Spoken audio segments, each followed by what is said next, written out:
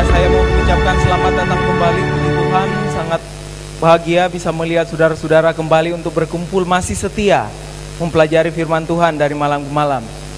Sebelum kita melanjut kepada pembahasan kita malam ini, saya cuma mau mengingatkan beberapa hal. Bagi kita yang mungkin belum mendaftar, ada bagian pendaftaran di depan untuk boleh mendaftarkan. Karena kita punya Alkitab gratis yang kami rindu bagikan bagi saudara-saudara yang setia hadir dari malam tanpa absen. Jadi tanpa absen kami menyediakan Alkitab gratis untuk saudara-saudara sekalian, dan melengkapi pelajaran-pelajaran yang sudah tersedia setiap malam yang saudara bisa ambil di bagian meja pendaftaran. Dan kita juga akan menyediakan beberapa hadiah menarik, yaitu berupa DVD pelajaran yang sangat luar biasa yang saudara bisa miliki, sangat luar biasa, dokumentari yang membahas tentang rahasia misteri-misteri nubuatan dalam Alkitab, final event dan cosmic conflict yang saudara bisa dapatkan. Kalau saudara rutin hadir 5 kali berturut-turut, tidak absen, dan saudara-saudara akan mendapatkan pelajaran yang sangat menarik ini. Dan juga kita tetap memiliki pelajaran gratis yang saudara bisa ambil di depan, dan kalau dilihat ada bolong-bolong yang bisa diisi, dan saudara-saudara akan mengikuti terus pelajaran kita dari malam ke malam. Dan kami juga memastikan adalah komitmen kami panitia bahwa apa yang disampaikan di depan ini hanyalah berasal dari Alkitab. Kami tidak membuat sesuatu yang dikarang ataupun menambah ide-ide manusia. Saudara bisa mengikuti dengan Alkitab sendiri dan memastikan bahwa apa yang kami sampaikan adalah berasal dari Alkitab. Apa yang akan kita pelajari besok malam? Besok kita akan kembali dengan mempelajari UFO, praktek gaib, dan kedatangan Kristus yang kedua kali. Dan hari Rabu kita akan mempelajari 2 saksi misterius dalam buku Wahyu. Kalau saudara-saudara belum tahu apa 2 saksi dalam kitab Wahyu yang begitu misterius, bisa datang kembali pada Rabu malam. Dan hari Kamis kita akan pelajari nubuatan Alkitab terpanjang yang paling menakjubkan. Kami menanti kedatangan saudara-saudara untuk melihat pelajaran nubuatan dalam Alkitab yang sangat panjang, yang digenapi dengan sangat luar biasa dan menakjubkan.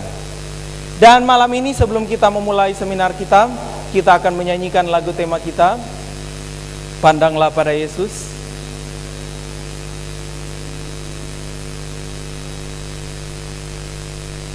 Saya melupakan satu hal, saudara-saudara, sebelum lanjut kepada lagu tema kita, yaitu ada janji bagi yang membawa teman pada malam ini.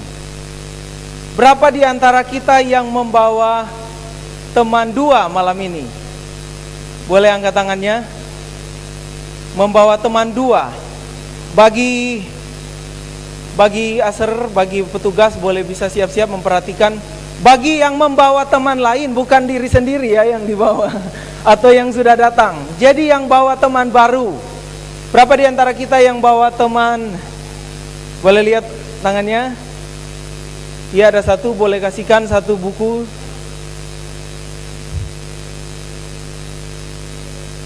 Ada lagi bagi yang membawa teman. Malam ini kita cukup baik memberikan banyak. Siapa saja yang bawa teman kita akan kasih. Di bagian belakang ada 1 juga. Di bagian situ angkat tangannya bisa diberikan. Bagian belakang sudah.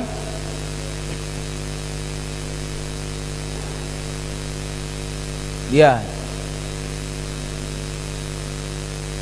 Kami masih mengundang saudara-saudara sekalian untuk mengajak juga teman-teman yang lain. Kalau saudara merasa diberkati, bisa ajak, panggil datang ke sini.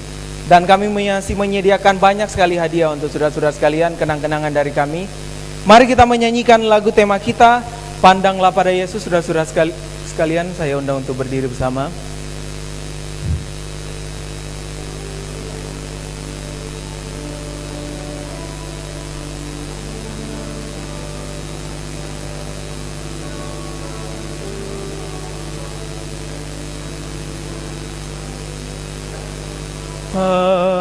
Pandanglah pada Yesus, lihat wajahnya yang mulia, dan lenyaplah kesenangan dunia dalam terang kemuliaannya. Sekali lagi, pandanglah pada Yesus, lihat wajahnya yang mulia, dan lenyaplah kesenangan dunia dalam terang kemuliaannya. Kita berdoa. Bapa, kami berterima kasih, kami bahagia Engkau selalu ada, dan kami bahagia memiliki Yesus Juru Selamat kami. Bapa, kami rindu memulai seminar kami, pembahasan kami yang luar biasa malam ini. Berkati kami semua, persiapkan hati kami semua. Kami memohonnya di dalam nama Yesus Juru Selamat kami. Amin. Silakan duduk saudara-saudara sekalian.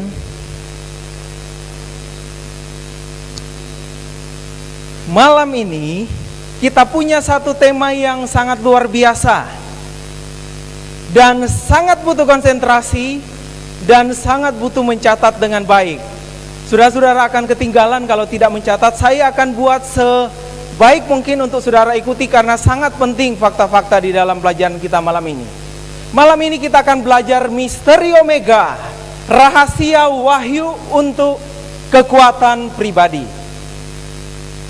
Saudaraku sekalian, tampaknya kita sudah hidup di zaman teknologi yang sudah maju.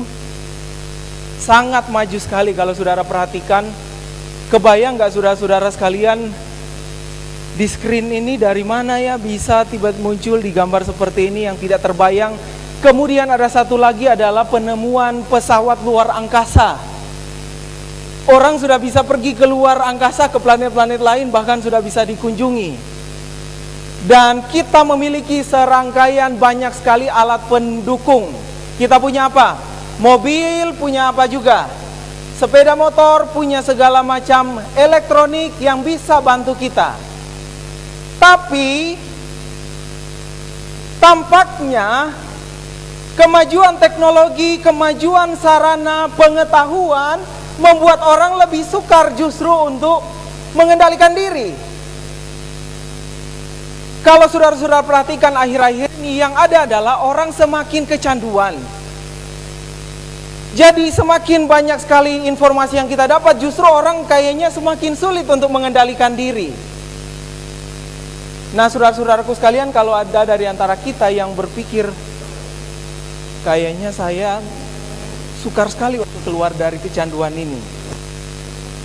Kalau ada dari saudara-saudara yang berpikir adalah bagaimana ya saya, tampaknya berkali-kali saya kembali kepada hal yang sama yang saya tahu baik untuk saya lakukan. Mari kita coba bertanya sama-sama. Kalau pengetahuan tidak bisa membantu, kalau misalnya teknologi tidak bisa membantu, kira-kira siapa yang bisa membantu? Pertanyaannya adalah siapa yang dapat memberi kekuatan kepada pribadi? Apakah Yesus? Saudara-saudaraku sekalian, Alkitab menulis ada orang yang bernama Yesus. Coba kita buka sama-sama di dalam Yohanes pasal 1 ayat 12. Boleh kita buka Alkitab kita masing-masing? Yohanes 1 ayat 12. Yohanes 1 ayat 12. Oke, mari kita baca bersama-sama apa yang akan dikatakan di sana. 1, 2, 3. Tetapi semua orang yang menerimanya diberinya kuasa supaya menjadi anak-anak Allah, yaitu mereka yang percaya kepadanya.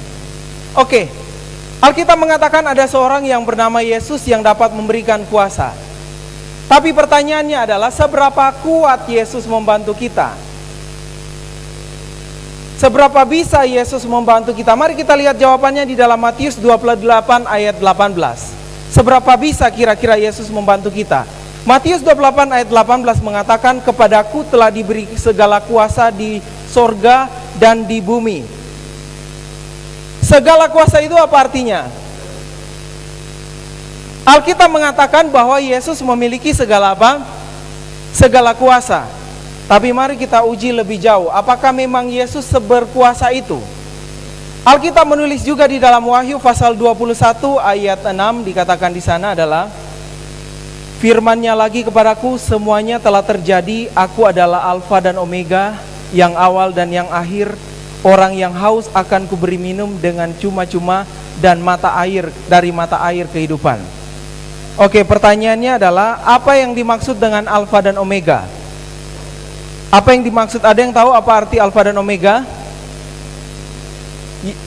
Alfa dan Omega adalah bahasa Ibrani, bahasa Greka. Alfa itu adalah huruf pertama dalam bahasa Greka. Kemudian Omega adalah huruf terakhir dalam bahasa Greka. Jadi kalau di Indonesia kan itu adalah A dan Z. Jadi Tuhan bilang adalah, saya adalah A dan Z. Jadi Tuhan bilang adalah, saya adalah semua. Jadi saya adalah segala apa saja yang ada di dalam dunia ini. Mari kita coba belajar lebih jauh untuk hal ini adalah, jadi kita sudah menemukan ada sosok yang bernama Yesus. Alkitab katakan bahwa dia adalah Alfa dan Omega. Dia adalah semua. Dan Wahyu mengatakan namanya adalah Yesus Kristus. Pertanyaan selanjutnya, kalau Yesus benar-benar adalah Alfa dan Omega, dapatkah kita temukan Yesus di bagian paling pertama dalam kitab Wahyu? Kalau dia adalah yang awal dan akhir, dapatkah kita menemukan Yesus di bagian paling pertama dalam kitab Wahyu? Kitab Wahyu yang paling pertama, Wahyu 1 ayat 1. Coba lihat ayatnya. Coba lihat Wahyu 1 ayat 1. Apakah kita menemukan Yesus di sana? Wahyu 1 ayat 1, boleh pergi ke ayatnya. Apakah kita menemukan Yesus di sana? Inilah wahyu Yesus Kristus yang dikaruniakan supaya ditunjukkan kepada hamba-hambanya. Apakah kita menemukan Yesus? Ya.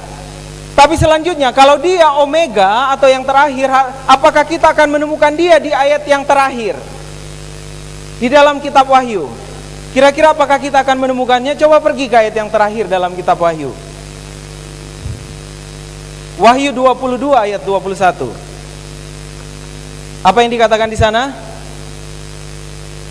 Kasih karunia Tuhan Yesus menyertai kamu sekalian.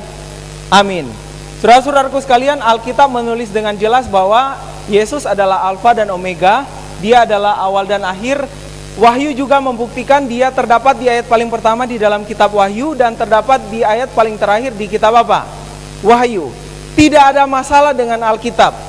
Sejarah juga, sekarang kita pergi ke sejarah. Bagaimana dengan sejarah? Seberapa besar Yesus mempengaruhi sejarah? Banyak orang mengatakan adalah Yesus memang adalah orang yang terkenal, tapi dia hanyalah tokoh yang mengajarkan tentang moral. Seorang yang luar biasa yang bisa mempengaruhi dan mengajarkan suatu pengajaran-pengajaran yang luar biasa. Kalau benar Yesus hanya tokoh moral, permasalahan di sana adalah tokoh moral cuma bisa ajarkan, memberitahu mana yang baik dan mana yang salah. Mana yang baik dan mana yang salah. Tapi kenyataannya adalah kita tidak perlu diberitahu mana yang baik dan mana yang salah. Apa yang saya maksud dengan kita tidak perlu diberitahu mana yang baik dan mana yang salah? Saya kasih contoh. Ada yang tahu, berapa di antara kita yang tahu bahwa alkohol itu berbahaya? Berapa dari antara kita yang tahu bahwa alkohol itu berbahaya? Oke, ada juga ya. Tentu kita tahu bahwa alkohol itu berbahaya. Tetapi berapa yang minum alkohol? Banyak. Berapa yang tahu rokok itu berbahaya? Banyak. Tetapi berapa yang tetap merokok? Kemarin waktu saya sempat pergi ke satu toko Indomaret, bukan Indomaret, apa ya? Ya Indomaret. Indomaret ada kan di sini?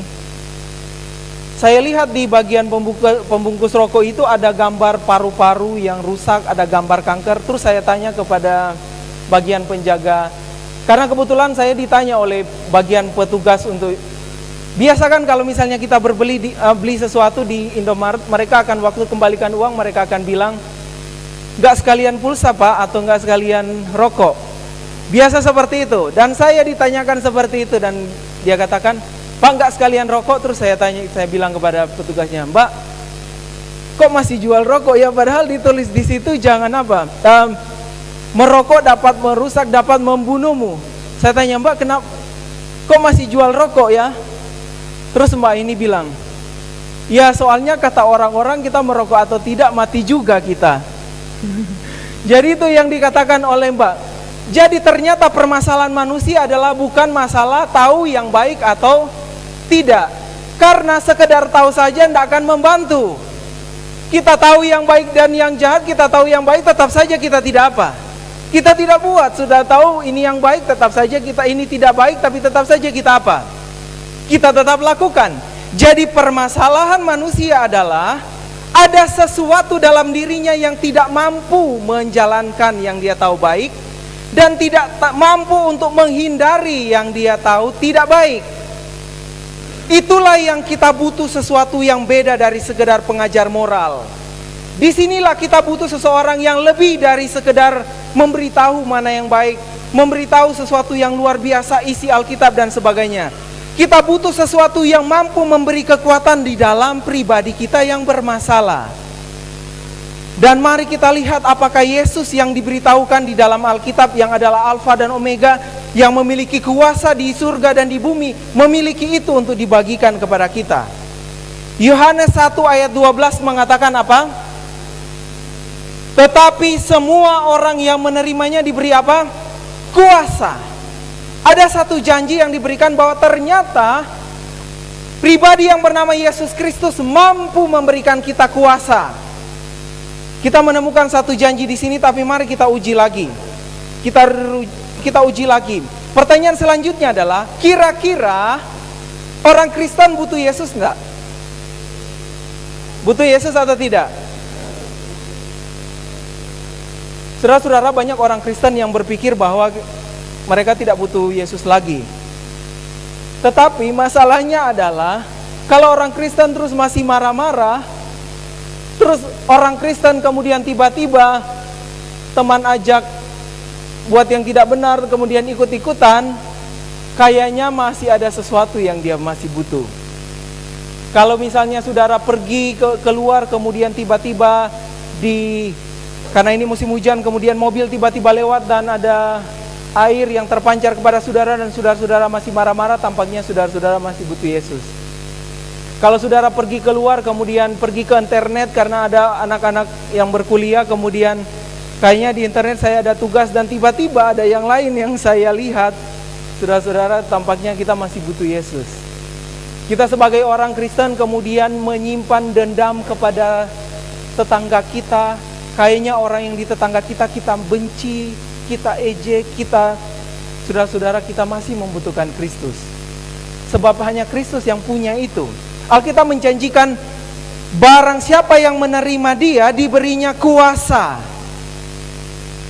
Dan kalau kita senantiasa memiliki tantangan dalam hidup, senantiasa memiliki sesuatu yang kita rasa tidak mampu buat padahal kita tahu baik, itu adalah tanda bahwa setiap hari kita butuh kuasa itu. Itu berarti tandanya adalah setiap hari kita butuh Yesus dalam hidup kita. Saudaraku sekalian, orang Kristen masih membutuhkan Yesus. Tetapi kita masih terus bertanya. Kita sudah mendapatkan janji di dalam Yohanes 1 ayat 12 adalah kalau menerimanya akan menerima kuasa. Kalau kita mau menerima dia, kita akan menerima kuasa. Dan kalau kita orang Kristen masih tetap membutuhkan Kristus, seperti yang ada di dalam doa satu orang pernah berdoa sedemikian doanya. Ya Tuhan, sejauh ini sepanjang hari saya telah melakukan hal-hal yang baik. Saya tidak bergosip atau kehilangan kesabaran. Saya tidak menjadi serakah atau uring-uringan atau egois. Tapi Tuhan, dalam beberapa menit saya akan keluar dari tempat tidur, dan sejak saat itu saya akan membutuhkan bantuan lebih banyak. Saudara-saudaraku sekalian, sekali lagi Yohanes 1 ayat 12 mengatakan bahwa tetapi semua orang yang menerimanya diberinya kuasa. Jadi kita sudah mengetahui kenyataan adalah ada sesuatu yang di dalam diri kita di mana kita benar-benar membutuhkan kuasa itu. Tapi pertanyaan selanjutnya adalah, kira-kira apakah Yesus memang seperti yang digambarkan seperti itu, yang sedemikian bisa bantu kita kalau kita bermasalah? Pertanyaannya adalah, apakah Yesus seluar biasa itu, di mana kalau kita punya masalah pribadi, kita punya pergumulan karena kebiasaan buruk, kalau kita punya pergumulan di mana saya tidak bisa kalahkan sesuatu yang sepertinya saya sudah tahu jelek tapi tetap saja seperti itu, kalau saya memiliki segala macam tantangan ini, tantangan itu, kira-kira apakah Yesus memang seluar biasa itu? Apakah dia memang memiliki kuasa yang sedemikian luar biasa? Mari kita lihat di ayat kita di dalam Alkitab, apa yang Kristus katakan tentang dirinya. Yesus bilang bahwa dia adalah Tuhan. Di dalam Yohanes 10 ayat 27 ayat 30. Dan dia juga bilang adalah dia sudah ada dari semula, dari dulu. Apa artinya? Dia datang bukan dari dunia ini, tetapi dari mana? Dari jauh, dari surga. Kemudian yang ketiga, dia bilang dia adalah Mesias. Yang keempat, dia bilang dia Maha Kuasa. Maha Kuasa itu seperti apa? Bayangkan saja, Maha Kuasa luar biasa. Yesus bilang dia Maha Kuasa. Kemudian mengetahui masa depan. Yesus bilang dia tahu masa depan. Kemudian memiliki kuasa mengampuni dosa. Yesus bilang kalau kita semua berdosa, dia bisa ampuni apapun dosanya. Dosa yang saudara buat, Yesus bilang saya bisa ampuni. Mengetahui pikiran manusia. Jalan dan kebenaran, kebangkitan dan hidup, pintu, roti hidup, gembala yang baik, terang dunia, tanpa dosa. Ini adalah ayat-ayat yang menyatakan tentang klaim Yesus. Saudara-saudara, apa yang Yesus klaim ini begitu luar biasa, saya tidak bisa bayangkan, saudara-saudara. Kebayang enggak saudara-saudara ada orang yang klaim seperti ini? Kira-kira di tempat saudara ada pernah tidak ada tetangga saudara yang pernah mengaku dia adalah bisa menggandakan uang? Ada yang tetangga saudara-saudara pernah mengatakan bisa gandakan uang? Ada dari tetangga saudara yang pernah bilang bahwa bisa datang dari surga? Ada yang pernah bilang datang dari surga? Ada dari antara saudara-saudara yang bisa menyembuhkan karena Maha Kuasa? Saudara-saudaraku sekalian, kira-kira misalnya ada orang yang mengaku seperti ini datang kepada saudara di tetangga saudara, apa yang saudara pikirkan? Kalau tetangga saudara tiba-tiba datang kepada saudara dan bilang, saya ini bisa menyembuhkan sakitmu, saya ini bisa membawa kamu ke surga, kira-kira apa yang saudara-saudara akan katakan kepada tetangga itu? Apa yang saudara akan katakan? Ya, mungkin sesuatu yang hanya ada dua pilihan. Ketika Yesus mengaku demikian,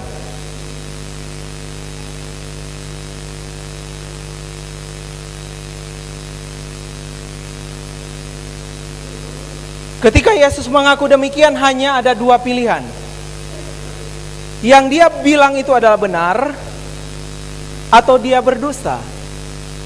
Cuma itu pilihannya. Yang dia bilang adalah benar atau dia berdusta. Dia bilang dia mampu melakukan segala sesuatu untuk bantu kita, dia adalah Tuhan yang datang dari surga, atau dia berdusta. Sebelum kita menjadi ragu dengan Tuhan, saya akan memberikan sedikit biografi tentang Yesus. Tahukah saudara-saudara sekalian bahwa dari semua kebanyakan manusia di dunia ini, hanya Yesus yang punya biografi. Sebelum dia lahir sudah ditulis biografinya. Sebelum dia lahir. Yohanes 5 ayat 39 mengatakan, kamu menyelidiki kitab-kitab suci sebab kamu menyangka bahwa olehnya kamu mempunyai hidup yang kekal, tetapi walaupun kitab-kitab suci itu memberi kesaksian tentang aku. Yohanes 5 ayat 39 mengatakan bahwa kitab suci memberi kesaksian tentang aku. Baik, saya mau kita mengenali kata ini, kita ingat karena ini kita akan sering pakai, yaitu kata kitab suci. Di zaman Yesus, perjanjian lama, perjanjian baru sudah ada atau belum? Di zaman Yesus, perjanjian baru sudah ada atau belum? Belum ada ya. Jadi kita ingat hal ini. Kalau ada kata kitab suci di zaman Yesus, itu bukan merujuk kepada perjanjian baru, karena perjanjian baru belum ada di zaman Yesus. Jadi kalau kita muncul kata kitab suci, itu berarti merujuk kemana? Ke perjanjian lama. Jadi kita tahu di sini adalah Yesus bilang perjanjian lama sudah menulis tentang dia. Oke, ingat ya. Inilah yang kita temukan dalam perjanjian lama. Perjanjian lama sudah tulis tentang tempat kelahirannya. Kemudian perjanjian lama juga sudah tulis tentang cara kelahirannya. Bahkan perjanjian lama menubuatkan tentang pengkhianatannya dan cara kematiannya. Nubuatannya adalah Yesaya 7 ayat 14, lahir dari perawan, digenapi dalam Lukas 1 ayat 26. Kemudian juga Mika lahir di Bethlehem, Lukas 2 ayat 1 sampai 20 penggenapannya. Dan bagian ayat 2 sangat menarik karena dikatakan bahwa dia dari kekekalan. Kalau saudara baca Alkitabnya. Kemudian Yesaya 61 mengatakan tentang pelayanannya di dalam kitab Injil. Coba kita pergi ke Yesaya 61 ayat 1. Ini yang dinubuatkan sehubungan dengan apa yang Yesus akan katakan. Roh Tuhan Allah ada padaku, oleh karena Tuhan telah mengurapi aku. Ia telah mengutus aku untuk menyampaikan kabar baik kepada orang-orang sengsara dan merawat orang-orang yang remuk hati, untuk memberitakan pembebasan kepada orang tawanan dan kepada orang yang terkurung kelepasan dari penjara. Baik, ada kata mengurapi, ini adalah Yesaya. Mari kita belajar, malam ini kita akan lebih banyak belajar istilah. Kata mengurapi itu adalah kata Mesias dalam bahasa Ibrani. Kata Mesias, yaitu itu yang dirujuk kepada Tuhan. Jadi Yesaya 61 adalah nubuatan tentang datangnya Mesias. Jadi waktu Mesias datang, apa yang akan dia lakukan? Dia akan menyampaikan kabar baik, merawat orang sakit dan remuk hatinya. Inilah yang digenapi oleh Yesus waktu dia dibaptiskan. Jadi ketika Yesus datang, kata itu terjadi ketika dia dibaptiskan, dan dia kemudian memulai pelayanan setelah dia dibaptiskan di dalam Kemudian di dalam Yohanes pasal 14 ayat 1 sampai 3 ada klaim yang Yesus lakukan. Kemudian di dalam Yohanes 14 ayat 1 sampai 3 dikatakan adalah dia akan menyiapkan tempat bagi kita. Kemudian Matius 11 ayat 28 ayat 30 dia katakan bahwa marilah kepadaku yang letih lesu dan beban berat.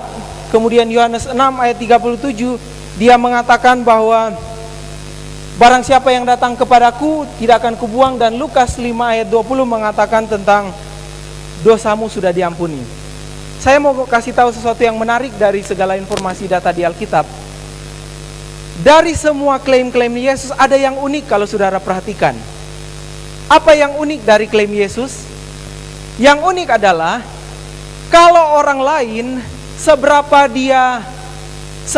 salehnya orang lain, kalau dia mau tolong orang, paling tinggi yang dia lakukan apa? Mari kita berdoa bersama-sama kepada Tuhan yang Maha Kuasa supaya Tuhan bisa membantu kamu. Mari kita berdoa sama-sama supaya mari saya bantu saudara-saudara bahwa kalau saudara bisa begini-begini dan datang kepada Tuhan, maka saudara akan mendapat ketenangan. Tapi apa yang unik dari Yesus, saudara-saudara? Yesus tidak bilang mari kita pergi kepada Tuhan, tapi apa yang Yesus bilang? Mari datang kepadaku. Siapa yang berbeban berat, mari datang kepadaku. Saya akan bisa mengampuni dosamu. Kemudian apalagi yang Yesus katakan di dalam, aku akan pergi menyediakan tempat bagimu. Dibandingkan dengan segala nubuatan, dengan segala para nabi yang paling saleh sebagaimanapun, kita menemukan satu kenyataan yang tidak mungkin salah, bahwa dia mampu kita sebut sebagai Tuhan yang akan membantu segala permasalahan kita, yaitu dia jelas mengatakan bahwa kalau kamu bermasalah, datanglah kepada saya. Dia jelas mengatakan bahwa saya adalah orang yang mampu mengampuni dosamu. Saudara-saudaraku, cuma dua pilihan. Orang yang mengklaim semacam ini cuma bisa ada dua. Dia berdusta atau dia benar. Tapi saya mau kita pastikan ini dengan sangat jelas. Yesus tidak pernah merujuk kepada yang lain. Ketika Yesus minta orang untuk datang, dia minta datang kepada dia.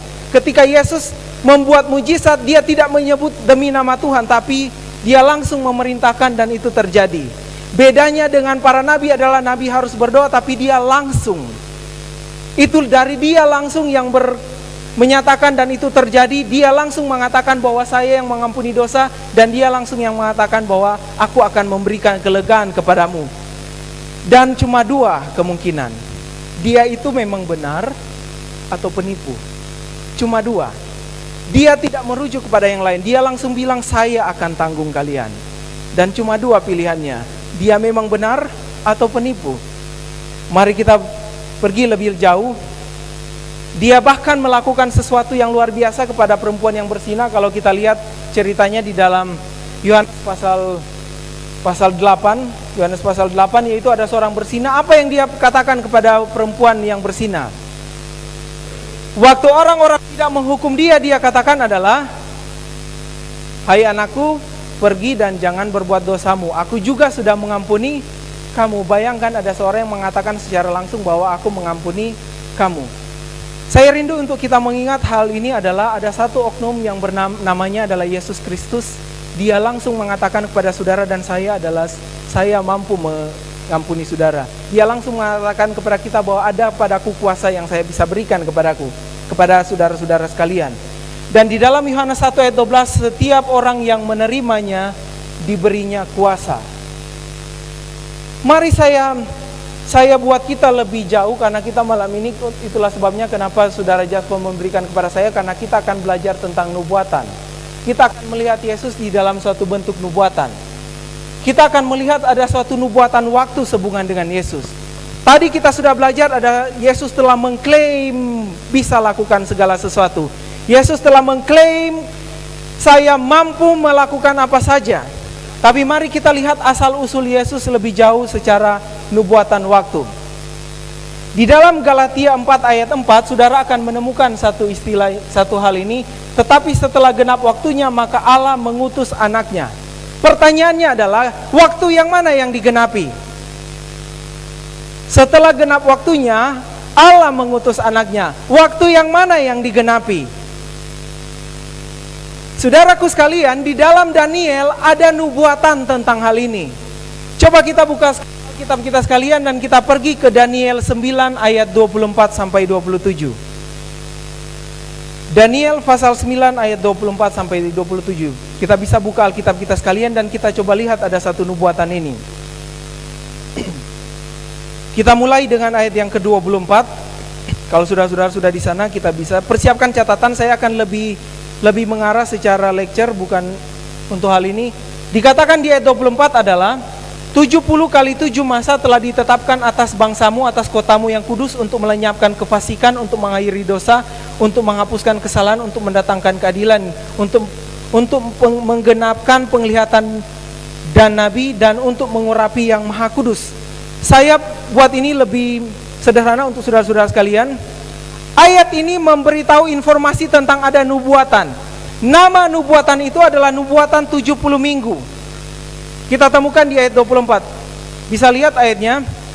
Saya bantu saudara-saudara karena saudara-saudara memiliki terjemahan yang agak membingungkan. Jadi saya pilih terjemahan yang lain untuk menjelaskan kepada saudara-saudara. Ada kata 70 minggu, tapi pertanyaannya adalah ada apa 70 minggu itu? Baik, mari kita mulai. Saya pakai King James Version supaya saudara-saudara akan lebih memudahkan saudara untuk memahami ayat ini. Di dalam King James Version dituliskan 70 minggu telah ditetapkan atas bangsamu. Apa yang dikatakan di ayat itu? Ada nubuatan 70 minggu batas waktu bagi bangsamu. Bangsa siapa ini? Bangsa siapa? Israel. Oke, bisa ya. Mari kita ikuti dulu 70 minggu. Jadi 70 minggu ditetapkan bagi siapa? Bagi orang Israel. Oke, mari kita maju. Kita kembali ya. 70 minggu itu apa? Ayat 24. Coba baca lagi saya ganti di dalam masih terjemahan baru yang kita miliki. 70 kali 7 masa itu sama dengan 7 minggu dalam versi lain, kita bisa bandingkan nanti. Saya tidak jelaskan di sini. Apa yang akan terjadi semasa 70 minggu? Ada apa dengan 70 minggu? 70 minggu diberi batas kepada siapa tadi? Bangsa Israel. Untuk apa? Untuk melenyapkan kefasikan, mengakhiri dosa, menghapuskan kesalahan, mendatangkan keadilan yang kekal. Kalau kita simpulkan itu batas tentang apa? Melenyapkan kefasikan, mengakhiri dosa, dan menghapus kesalahan. Kalau kita simpulkan itu batas tentang apa? Bertobat, oke? Jadi 70 minggu diberikan kesempatan kepada bangsa Israel. Yang pertama adalah untuk mereka apa? Bertobat. Yang kedua adalah untuk menggenapkan penglihatan dan nabi. Kita bisa bahasakan itu apa? Menggenapi nubuatan, oke? Kita pergi ke selanjutnya. Yang berikut adalah untuk mengurapi yang maha kudus. Nah, ini kita sudah mulai temukan ada satu hal. Dalam 70 minggu ada 3 hal utama yang terjadi. Yang pertama adalah batas bagi Israel untuk bertobat. Yang kedua adalah untuk menggenapi nubuatan. Yang ketiga adalah apa? Ada yang maha kudus yang akan diurapi. Oke, mari kita kembali ke pertanyaan tadi. Berapa? Jadi ada 3 hal. Jadi berapa lama 70 minggu itu? Kita sudah tahu tadi ada 3 hal, apa tadi? Ulangi supaya kita bisa dapatkan 3 hal dalam hal yang berkaitan dengan 70 minggu. Yang pertama apa? Kesempatan bagi Israel untuk bertobat. Yang kedua apa? Menggenapi nubuatan. Yang ketiga apa? Ada yang maha kuasa, yang maha tinggi yang akan diurapi. Pertanyaan selanjutnya adalah 70 minggu itu berapa lama? 70 minggu itu berapa lama? Dan kapan itu dimulai dan berakhir di mana? Oke, mari kita buat perhitungan lebih detail. 70 minggu itu berapa hari? Oke, kita kali 70 kali 7, 7 hari berapa hari total? Ya, jawabannya sudah ada di depan. Kita coba buat perhitungan matematika ya. Jadi sudah tahu berapa lama 70 minggu itu? 490 hari. Tapi masalahnya adalah apakah itu memang cuma 490 hari, di mana dimulai dan kapan berakhir yang bisa menggenapi ketiga hal tadi? Mari kita lihat ada satu keterangan Alkitab yang lain. Ternyata di dalam Yesaya 4 ayat 6 dan Bilangan 14 ayat 7 ada satu kunci lain. Satu kata kunci yang lain, yaitu aku menentukan 1 hari bagimu untuk 1 tahun, 1 hari dihitung 1 tahun. Ternyata di dalam nubuatan perhitungan 1 hari sama dengan berapa? 1 tahun. Kalau kita mau lihat ini ayat yang lain, Bilangan 14 ayat 3, bisa catat dulu kalau saudara nanti buka saja di rumah untuk kita mempercepatnya. Ternyata ada kunci yang lain yang kita pelajari. 1 hari yang disebut dalam nubuatan setara dengan berapa lama? 1 tahun dalam penggenapan yang nyata. Oke, mari kita kembali kepada perhitungan kita yang tadi. 70 kali 7, 70 minggu sama dengan berapa hari? Berapa hari? 490 hari.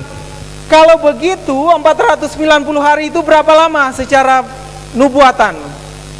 Berapa lama? 490 tahun. Jadi 1 hari nubuatan sama dengan 1 tahun literal yang kita sudah dapati. Jadi 490 hari sama dengan 490 tahun. Oke, kita sudah dapatkan nubuatannya, yaitu perhitungan 70 minggu 490 hari nubuatan sama dengan 490 tahun literal. Dari mana kita mendapatkannya? Dari mana? Dari mana kita dapatkannya? Dari Alkitab. Ayat-ayat yang kita sudah catat. Oke, mari kita maju ke selanjutnya. Selanjutnya adalah kita sudah tahu ada 490 tahun nubuatan. Nubuatan untuk menggenapi 3 hal. Apa tadi? Kesempatan bagi Israel untuk bertobat. Yang kedua apa? Menggenapi nubuatan. Yang ketiga apa? Mengurapi yang maha kudus. Kita belum tahu apa itu, nanti kita akan lihat. Pertanyaan selanjutnya adalah kapan 490 hari dimulai dan kapan dia berakhir? Oke? Kapan 490 tahun dimulai dan kapan ujungnya, supaya kita tahu bagaimana penggenapan nubuatan itu terjadi. Oke, kita pergi ke Daniel pasal 29 ayat 25, ayat selanjutnya. Buka di ayat kita tadi. Tetap tinggal di dalami. Daniel pasal 9, karena kita akan tetap di situ. Mari kita pergi ke ayat yang ke-25. 1 Saya gunakan King James Version supaya saudara bisa membantu, bisa bandingkan dengan versi terjemahan lama, versi yang lain untuk lebih mudah untuk kita mengerti. Maka ketahuilah dan pahamilah, dari saat perintah untuk membangun kembali dan memulihkan Yerusalem sampai kepada Mesias Sang Raja ada 7 minggu dan 62 minggu lamanya. Kota itu akan dibangun kembali dengan tanah lapang dan paritnya, tetapi di tengah-tengah kesulitan. Oke, kita sudah temukan kata kunci. Kapan 490 hari itu nubuatan tentang 70 minggu dimulai? Kapan? Dari saat perintah membangun kembali Yerusalem. Oke, dapat? Kapan itu dimulai? Dari saat membangun perintah kembali dan memulihkan Yerusalem, itulah titik pertama dimulai. Tapi coba kita lihat lebih jauh. Saya perlu saudara-saudara mengikuti karena ada informasi fakta yang luar biasa di sini. Adalah ada penambahan informasi yang berikut. Informasinya adalah dari sejak itu perintah dikeluarkan, ada 7 minggu dan 62 minggu baru tiba kepada Mesias. Oke, ada penambahan informasi baru. Apa informasi yang bertambah di sana? Apa? Dari sejak titik mula ada 7 minggu dan 62 minggu baru tiba kepada Mesias. 7 minggu tambah 62 minggu berapa minggu? 62 tambah 7 minggu berapa minggu? 69. Oke, jadi beda ya. Ini 69 dengan 70 beda kan? Beda ya. 69 dengan 70 beda atau sama? Beda ya. Jadi berarti ada 1 minggu yang masih hilang. Jadi dari titik pertama, yaitu pemerintahan bangun kembali Yerusalem, ada berapa minggu? 69 minggu sampai kepada Mesias. Tetapi untuk kesempatan bagi bangsa Israel bukan 69 minggu, tetapi berapa minggu? 70 minggu. Oke, jelas ya sejauh ini. Mari kita pergi ke lebih jauh. Jadi kapan nubuatan 70 minggu itu dimulai? Kapan tanggalnya? Ini yang kita perlu cari tahu.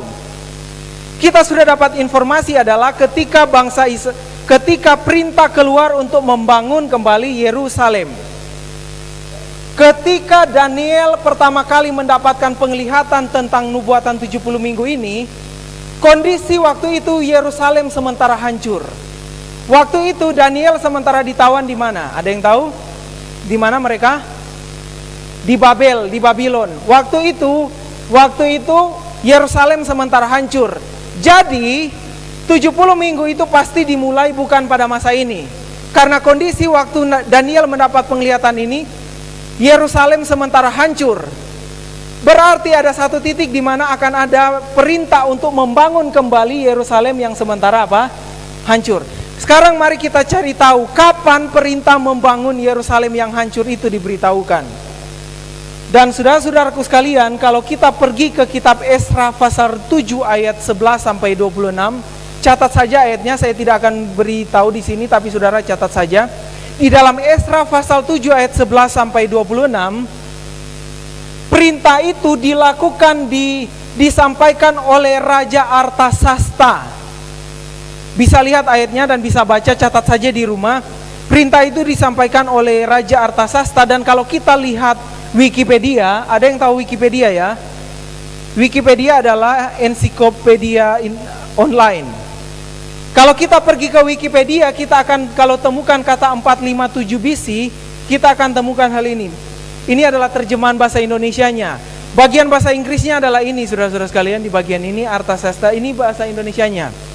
Artasasta memutuskan bahwa pemerintah kota Yerusalem akan didirikan kembali sesuai dengan lihat Esra pasal 7 dan Daniel pasal 9 dan Nehemia 1 dalam perjanjian lama. Oke, jadi kita menemukan satu titik awal adalah perintah untuk membangun kembali Yerusalem terjadi tahun berapa? 457. Kira-kira sejauh ini saya adil di dalam memberitahu ini? Adil atau saya mengarang, saudara-saudara? Kira-kira saya adil dalam memberitahu sejauh ini? Kita sudah temukan bahwa ada nubuatan 70 minggu. Jelas ayatnya bahwa kapan nubuatan 70 minggu itu dimulai? Sejak perintah membangun kembali apa? Yerusalem. Dan kita temukan dalam sejarah perintah membangun kembali Yerusalem disampaikan oleh siapa? Raja Artasasta di tahun 457. Oke, adil ya saya secara sejarah. Boleh ya, paling tidak secara sejarah. Mari kita buat peta kalau seperti itu. Jadi kapan dekretnya? 457. Kalau begitu 400 tahun kemudian kira-kira jatuh tahun berapa? Kira-kira jatuh tahun berapa? Saudara hitung sendiri. Ini hanya matematika, sangat gampang. 457 kira-kira jatuh tahun berapa? Oke, saya tidak taruh di sini tapi saya belum pergi dulu ke sana. Kita pergi dulu ke ada satu informasi yang lain. Informasinya adalah ada 69 minggu dari titik dekret kepada siapa? Mesias. Oke, kita pergi ke sana. Titik dekret adalah 457 dan dikatakan ada 69 minggu. Kita ulang lagi perhitungan tentang minggu sampai kepada Mesias. Jadi dari titik dekret kepada Mesias ada 7 minggu tambah 62 minggu sama dengan 69 minggu. 69 minggu berapa hari?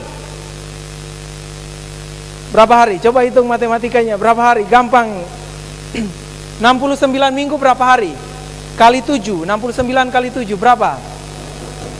Berapa? 483. Oke, 483.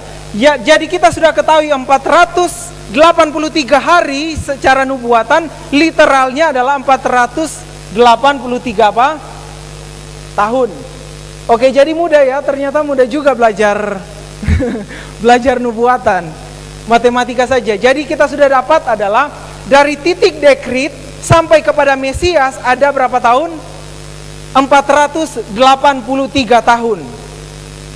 Jadi itu adalah sama dengan 69 minggu.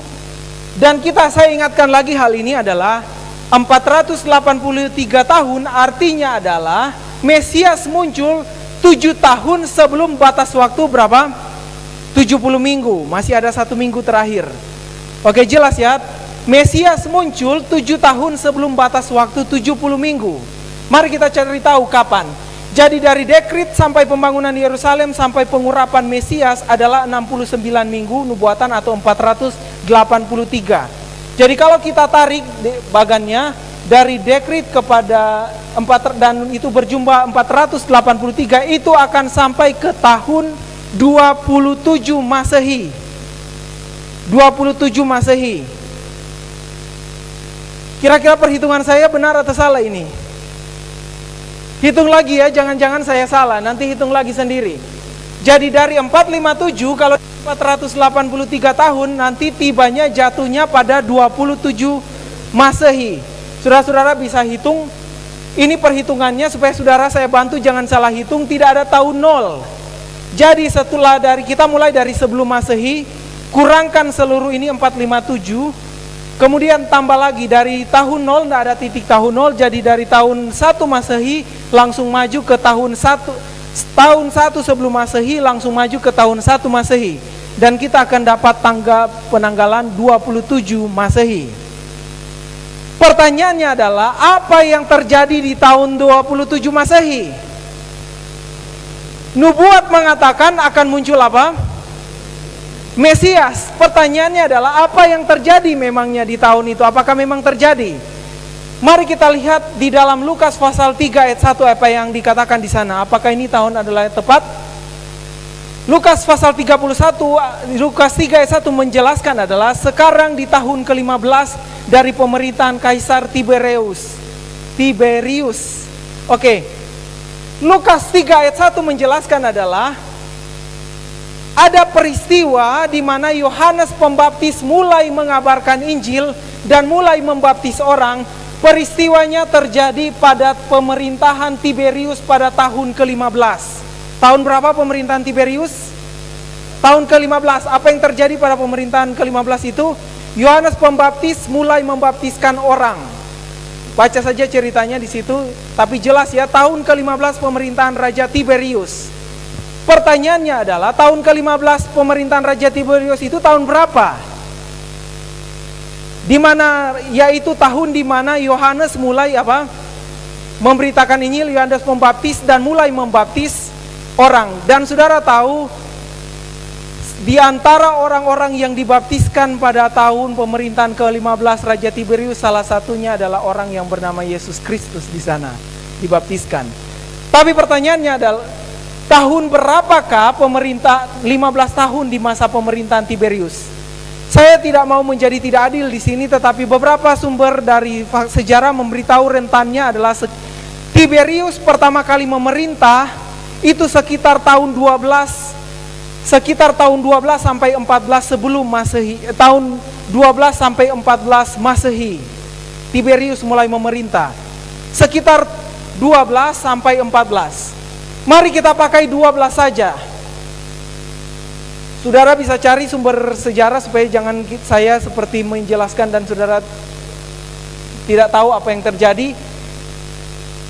Kalau tahun jelas seperti sesuai dengan data sejarah bahwa Tiberius mulai memerintah tahun 12, berarti tahun ke-15 dia memerintah itu tahun berapa? Mari kita ulang matematika. Kalau dia sudah mulai memerintah tahun 12, 15 tahun kemudian dia memerintah tahun berapa? Tahun berapa? 27, dan saudara-saudara sekalian luar biasa sekali. Nubuatannya sangat mudah dan perhitungan matematikanya juga ternyata mudah. Kita menemukan tahun 27 Kaisar Tiberius memerintah, disitulah Yohanes Pembaptis mulai membaptis dan ada orang yang bernama Yesus yang dibaptis tahun itu. Tapi mari kita lihat lebih luar biasa lagi apa yang terdapat di dalam. Jadi jelas berdasarkan perhitungan ternyata tahun 27 Masehi itu adalah peristiwanya adalah pembaptisan yang dilakukan oleh Yohanes. Dan salah satu orang yang dibaptiskan pada waktu itu yang bernama adalah siapa? Yesus. Tapi pertanyaannya adalah, nubuatan mengatakan 400 berapa tadi? 483 tahun dari titik dekrit sampai kepada Mesias muncul. Apa kaitannya membaptiskan dengan Mesias muncul? Bukankah Yesus sudah lahir sebelum dia dibaptiskan? Kenapa dia hitungannya tidak jatuh pada tanggal dia lahir, tetapi jatuh pada tanggal dia dibaptiskan. Kata Mesias dalam bahasa Ibrani dan kata Kristus dalam bahasa Greka adalah sama. Kita mengenal nama Yesus Kristus sama dengan Yeshua HaMashiach di dalam bahasa Ibrani, yang artinya adalah diurapi. Artinya ini adalah suatu pengurapan. Dan ternyata dari kata Mesias yang dimaksudkan di dalam 483 tahun kemudian adalah sangat jelas bahwa titik di mana Yesus memulai pelayanannya. Yesus memulai pelayanannya sebagai seorang yang diurapi. Demikianlah kita menemukan kata Mesias muncul karena memang kata Mesias artinya diurapi. Jadi kapan Yesus diurapi? Kapan Yesus diurapi? Baca Kisah pasal 10 ayat 38. Saudara bisa catat saja, kemudian nanti bisa lihat lagi di rumah. Kenapa kita memiliki tanggal 27 sebagai penggenapan? Karena sesuai dengan Kisah pasal 10 ayat 38, pembaptisan Yesus adalah titik pengurapan Yesus untuk menjalankan peranannya sebagai Mesias. Inilah luar biasanya saudara-saudara sekalian, kita baru menggenapi nubuatan ratusan tahun sebelum di mana Yesus sudah dinubuatkan akan datang sebagai Mesias dan akan diurapi dan tepat pada tanggal 27. Yang lain juga kita bisa baca dalam Lukas pasal 3 ayat 21 dan 22. Saudara-saudara bisa lihat di sana dan kita mendapatkan tanggal 27. Itulah sebabnya ketika Markus 1 ayat 15 mengatakan waktunya telah genap, kerajaan Allah sudah dekat, bertobatlah dan percayalah kepada Injil. Ketika Yesus bilang waktunya telah genap, inilah yang Yesus maksudkan. Mari kita kembali ke Pagan, yaitu mulai dekrit pada 457, jadi Mesias dibaptis atau diurapi tahun berapa? 27. Luar biasa enggak saudara-saudara? Luar biasa kan, berapa ratus tahun kemudian ternyata kita menemukan perhitungan yang jelas. Dan yang berikut adalah, kalau begitu, yang berikut di sini akan jatuh pada tahun berapa? 7 minggu terakhir. Tahun berapa? Ya, tambah saja 27 tambah 7 jatuhnya pada tahun 34. Tapi bukan itu yang menarik, ada satu yang menarik di sini. Saya rindu untuk kita mempelajari kembali, saya pakai King James Version supaya kita lebih mudah. Sesudah ke-62 minggu Mesias akan disingkirkan.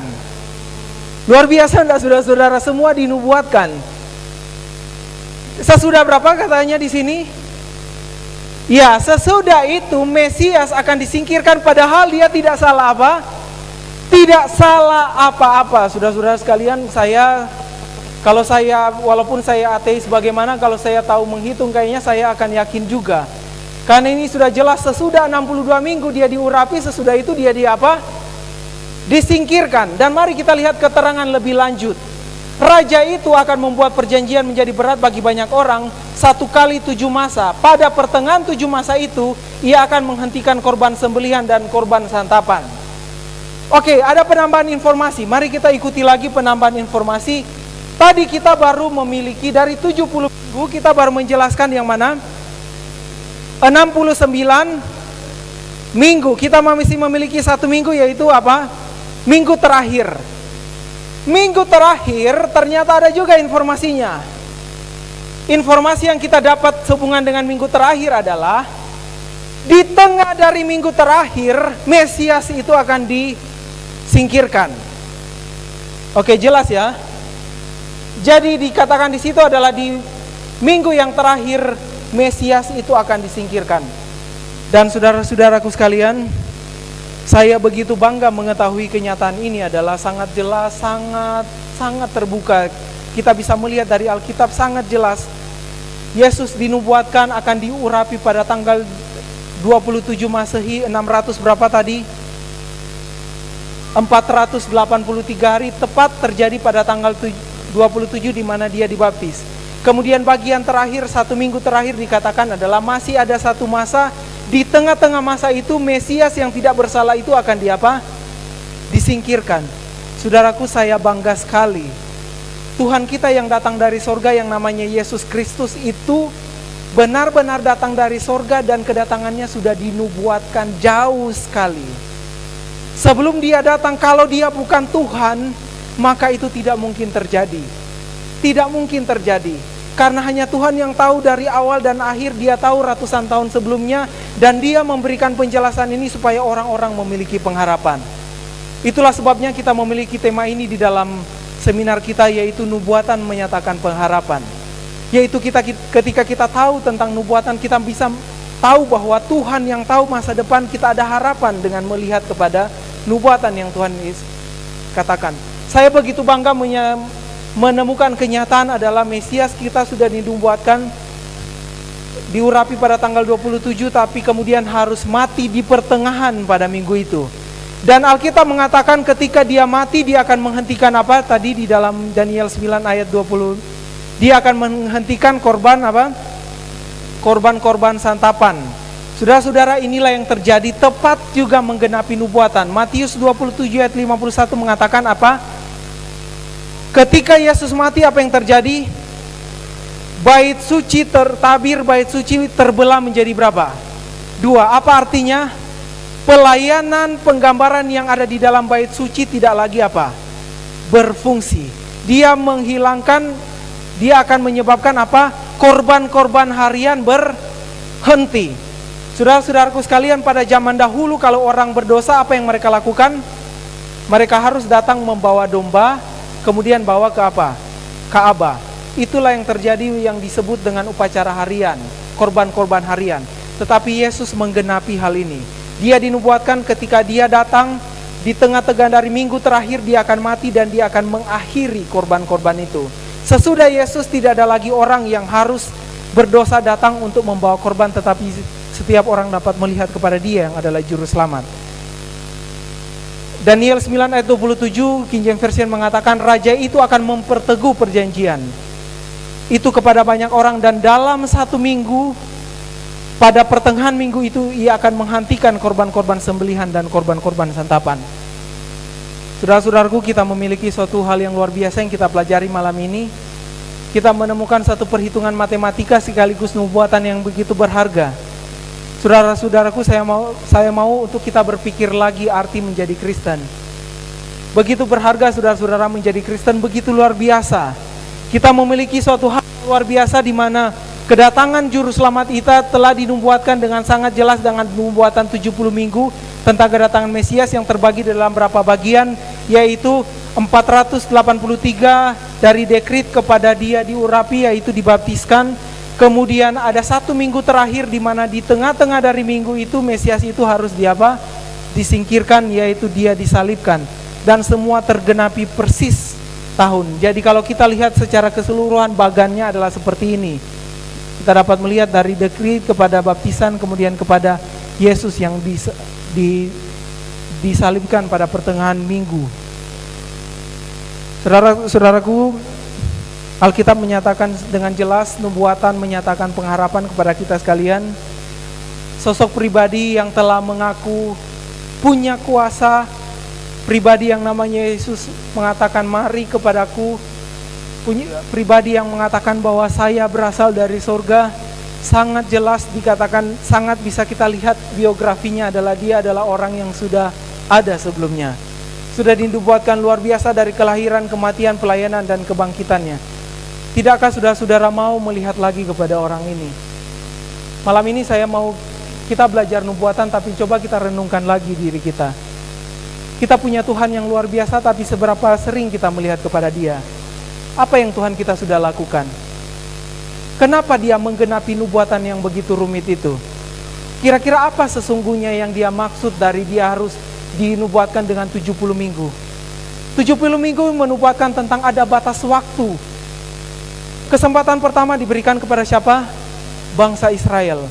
70 minggu diberikan kepadamu, tetapi ada Mesias yang akan datang juga kepada saat itu. Setelah itu, apa arti sebenarnya dari nubuatan ini? Saudara-saudaraku sekalian, nubuatan kita sementara berbicara tentang satu pengharapan kita di dalam dunia ini, yaitu Tuhan sementara membuat satu cerita, ada Tuhan yang dari surga sibuk-sibuk mau turun ke dunia. Nubuatan ini tidak lain daripada menceritakan ada Tuhan kita, pencipta dunia ini dari surga, membuat rencana yang rumit tapi jelas, sibuk mau turun ke dunia kita. Dia atur benar cerita perjalanannya. Dia tulis dalam setiap kitab, inilah cerita saya akan mengunjungi saudara-saudara sekalian. Kenapa Dia mau datang kepada kita? Karena kita orang-orang yang malang, yang tidak mampu, tidak memiliki kekuatan itu yang kita. Dunia ini begitu sibuk mencari bagaimana kekuatan pribadi. Kenapa saya terus saja terjebak dalam ketidakmampuan? Tapi Tuhan kita yang ada di surga memiliki rencana untuk saudara-saudara. Dia sudah memiliki rencana yang jelas bahwa Dia akan turun untuk kita. Masalah dosa yang menyebabkan kita tertahan, Dia akan selesaikan di salib. Sesudah Yesus disalibkan, kemudian Dia dibawa ke kubur. Demikianlah cerita para tokoh-tokoh besar di dunia ini mengakhiri kisah biografinya. Tapi saudaraku sekalian, Yesus kita tidak berhenti di situ.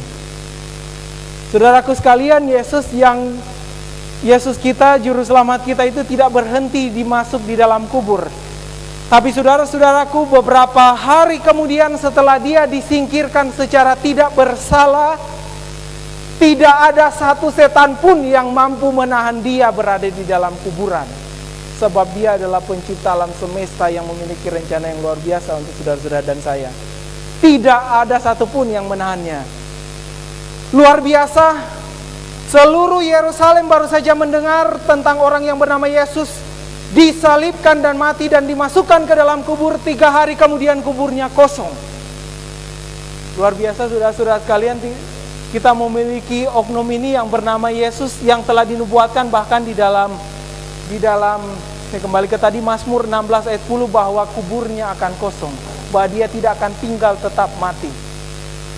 Saudara-saudaraku, ada oknum yang bernama Yesus yang luar biasa, yang ajaib, yang punya kuasa di bumi, di surga, awal dan yang akhir.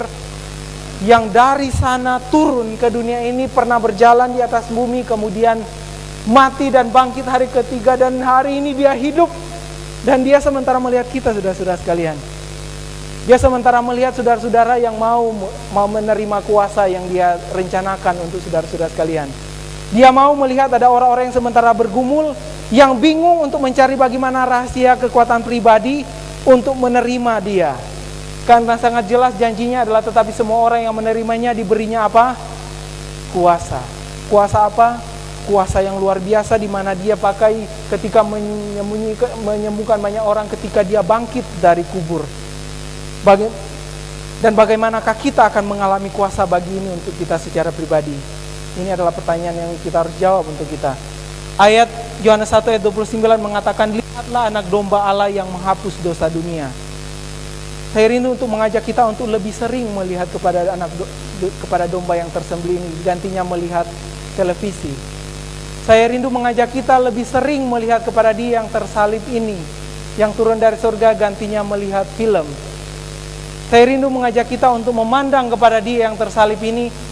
Dan ya 1 Yohanes 1 ayat 9 mengatakan, jika kita mengaku dosa kita, maka ia, Yesus adalah setia dan adil, sehingga ia akan mengampuni segala dosa kita dan menyucikan kita dari segala kejahatan kita.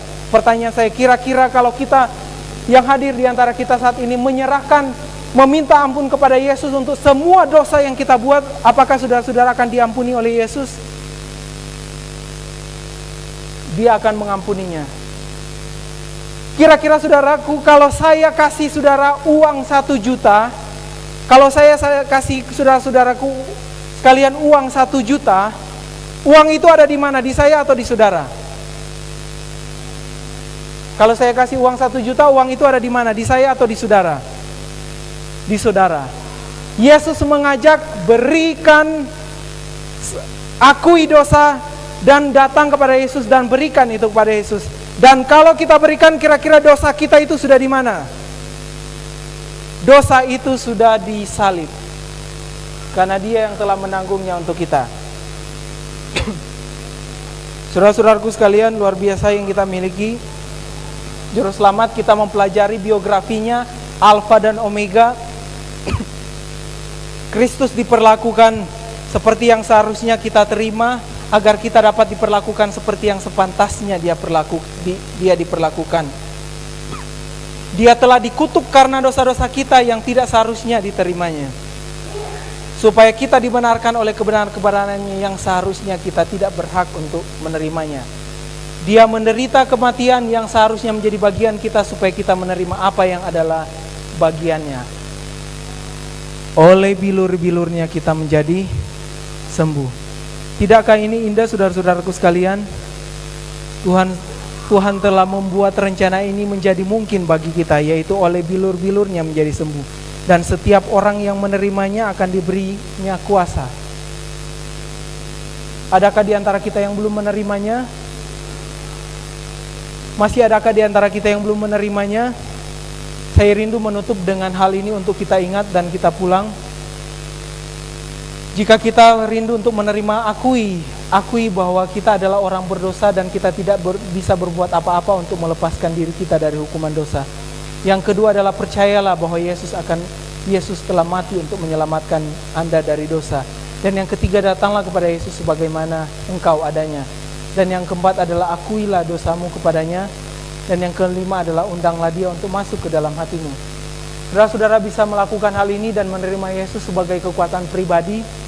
Kita masih akan belajar pada pekan-pekan selanjutnya nubuatan-nubuatan yang luar biasa lainnya yang memberikan pengharapan bagi kita. Biarlah kita pulang malam ini untuk merenungkan kembali tentang Tuhan yang luar biasa yang telah turun dari surga untuk memberi harapan dan memberikan kuasa, menyediakan kuasa untuk memampukan kita melawan segala tantangan dalam hidup kita. Mari kita berdiri bersama-sama.